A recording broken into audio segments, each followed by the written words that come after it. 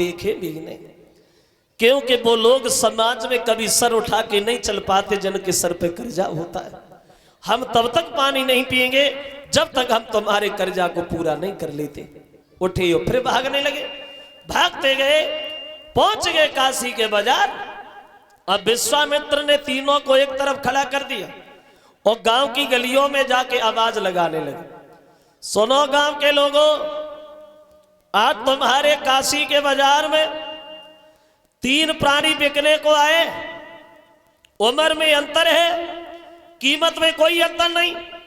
एक लेना चाहते हो 20 बार सोना, 2 लेना चाहते हो 40 बार सोना। जिस किसी सज्जन को लेना हो वो हमारे पास चला है। अब विश्वामित्र ने गांव की गलियों में आवाज लगाई और बोले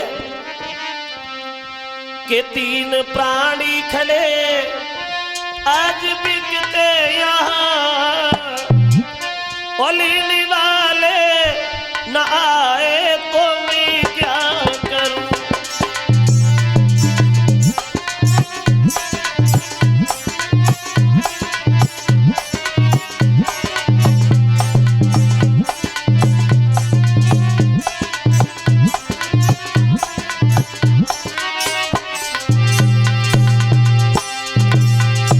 आवाज लगा रहे,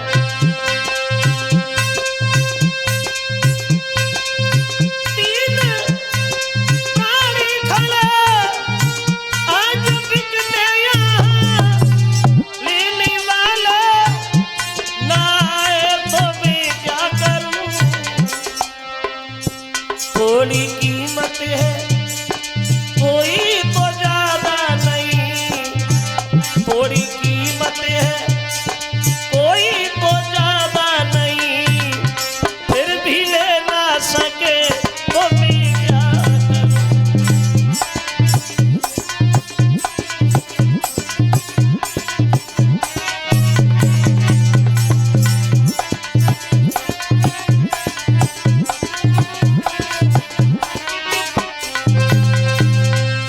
आवाज लगाई विश्वामित्र ने गलियों। जो विश्वामित्र ने आवाज लगाई तो अब गांव के सब लोग भाग खड़े हुए देखने के लिए। ऐसी कौन सी मुसीबत है जो 3 प्राणी बिकने आए।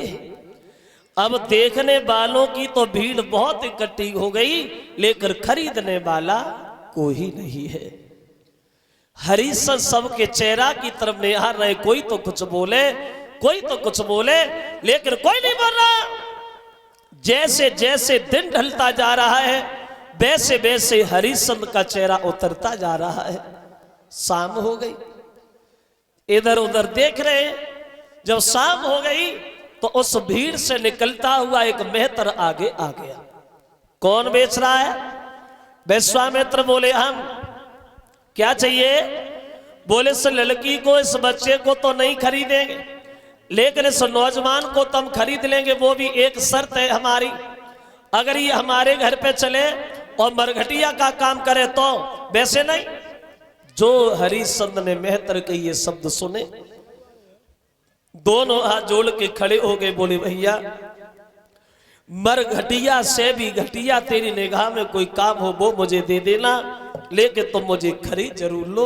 और हरिश्चंद्र मेहतर से बोले, ए भैया,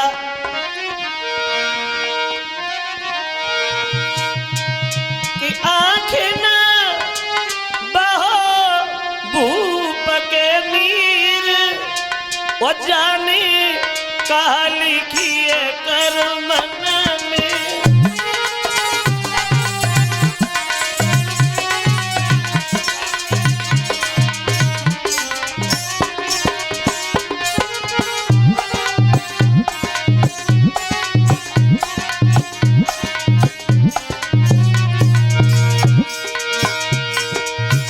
दोनों हाथ जोड़ के मेहतर से हरिश्चंद्र अपने बीती हुई कहानी को कहते हुए बोले हैं, भैया जो भी इच्छा हो वो काम हमें देना, लेकिन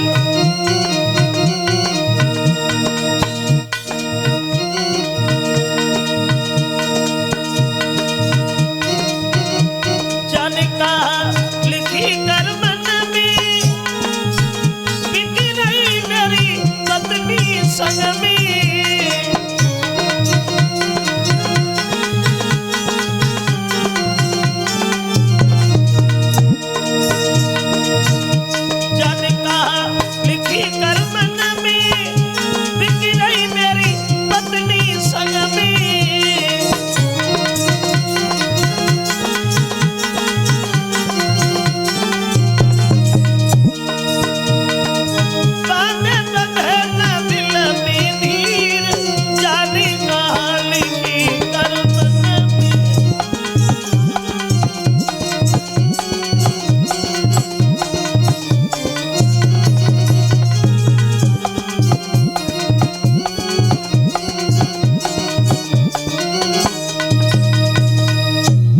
से दोनों हाथ जोड़ के हरिश्चंद्र ने जवाब दिया, भैया मर घटिया से भी घटिया तेरी निगाह में कोई काम हो वो मुझे दे देना, लेकिन तुम मुझे खरीद जरूर लो। मेहतर कहने लगा कोई बात नहीं, खरीद लूंगा। ये बात चल ही रही है, तब तक एक ब्राह्मण आ गया। कौन बेच रहा है? विश्वामित्र बोले आप क्या चाहिए? बोले इस लड़की को और इस बच्चे को हमें दे दो। ये लड़की घर पे भोजन बनाती रहेगी और बच्चा कुछ नहीं कर पाएगा तो पूजा के लिए फूल ही लाता रहेगा। देखिए वैसे तो तीनों प्राणी पास ही पास में खड़े थे। जब कीमत हो गई पूरी, 20 बार सोना मेहतर के घर से आया, 40 बार सोना ब्राह्मण लेके आया। जब कीमत पूरी चुका दी गई तो हरिश्चंद्र मेहतर के पास जाके खड़े हो गए और रानी तारा रोहितास ब्राह्मण के पास जाके खड़े हो गए।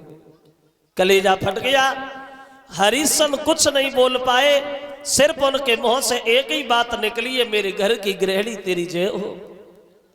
दुनिया भर में हर आदमी हर काम कर लेता है, लेकिन अपनी पत्नी को कभी नहीं बेचता। तारा, ये हम ही पहले इंसान है जो हमने अपने मतलब के लिए तुम्हें बेच दिया। तारा, तुम जा रहना, बस सुखी रहना।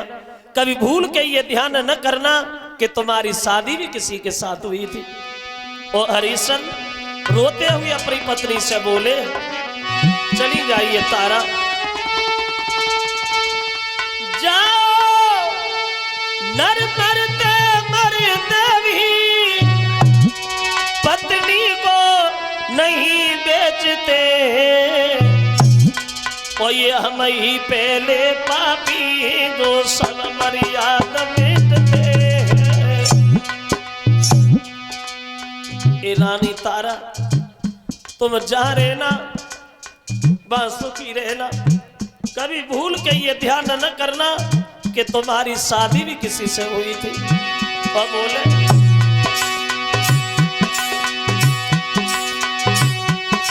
तुम जहरा बस सुखी रहो, अदैया भी हमारी करियो ना। जा धर्म के पीछे बिछुड़ गए, जा धर्म को पीठी दिखाई हो ना।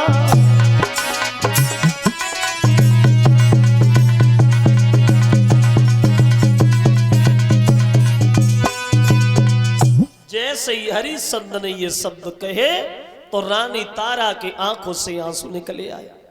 ब्राह्मण विश्वामित्र से दोनों हाथ जोड़ के बोली, महाराज इतना अन्याय हम लोगों के ऊपर न करो।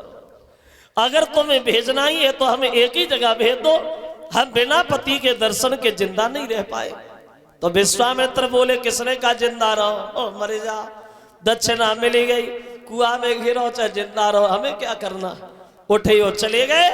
अब हरिश्चंद्र चले हैं मेहतर के साथ, रानी तारा रोहिता चले ब्राह्मण के साथ। देखिए क्या गुजरती होगी पति और पत्नी को जब जबरदस्ती जुदा किया गया होगा। मुड़ मुड़ के एक दूसरे को देखते जा रहे हैं, पता नहीं अब कब मिलना होगा। एक दूसरे को मुड़ मुड़ के अपनी निगाहों से देखते जा रहे, आंखों से आंसू बहते जा रहे। तारा से जब नहीं रुका गया तो तारा भागी और हरिश्चंद्र का हाथ पकड़ के खड़ी हो गई। बोली, महाराज थोड़ी देर और रुक जाइए, थोड़ी देर और रुक जाइए, अब पता नहीं कब दर्शन हो आपके। और बोली है वो तारा अपने पति से,